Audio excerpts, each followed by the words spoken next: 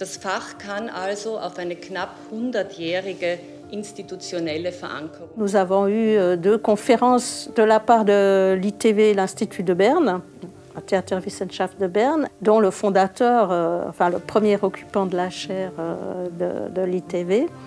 Et puis une présentation de 2 collègues parisiens qui viennent de publier un ouvrage important sur la naissance des études théâtrales en France. Les dimensions non textuelles du théâtre, qui avaient gagné en considération depuis longtemps à l'université, ne coïncidaient pas avec les composantes scéniques du spectacle. Ce pouvait être le lieu de représentation, le jeu de l'acteur, les relations avec le public, le caractère d'événement social et politique du théâtre. C'est avec la Troisième République que croît l'importance de l'université. Les professeurs doivent avoir produit un monument, la thèse d'État.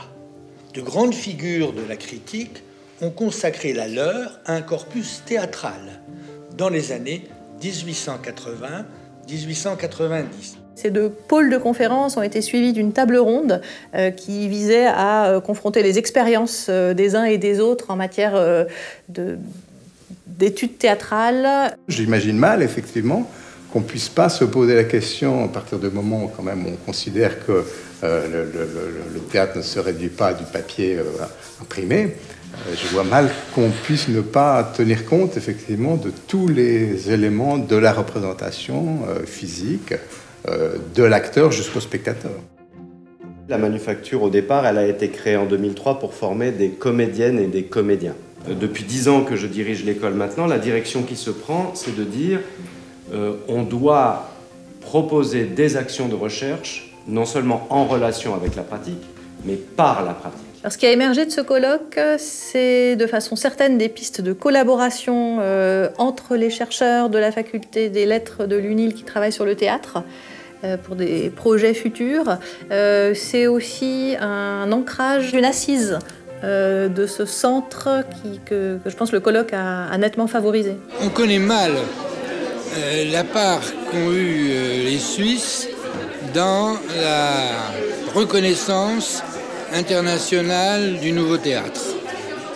Et je crois que ce serait utile de voir comment des grandes figures absolument méconnues en France, Richard Vachou, Charles Apotélos, ont aidé à la reconnaissance de Ionesco, Audiberti et quelques autres. Ça, pour moi, c'est un sujet très intéressant et je regrette vraiment que la Suisse ait si peu de place dans les enseignements et la recherche, tant en littérature qu'en études théâtrales. L'histoire du théâtre de la Suisse est unique.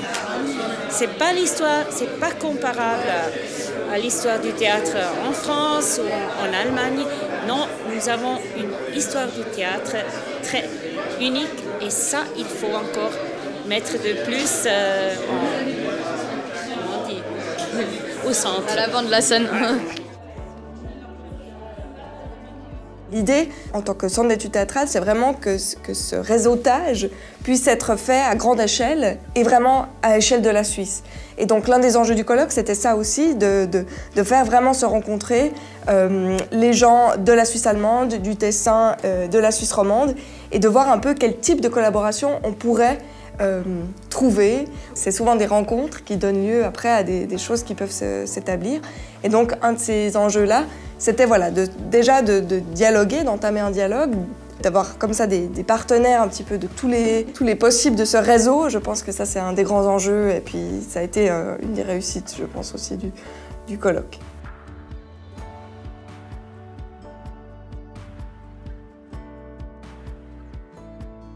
Il devrait résulter de ce colloque assez rapidement un projet de recherche qui ferait la preuve que le centre d'études théâtrales peut être le moyeu, je ne sais pas comment on dit, le noyau d'un projet interdisciplinaire qui fasse la preuve que des partenariats intéressants sont possibles, et en particulier sur l'histoire du théâtre en Suisse.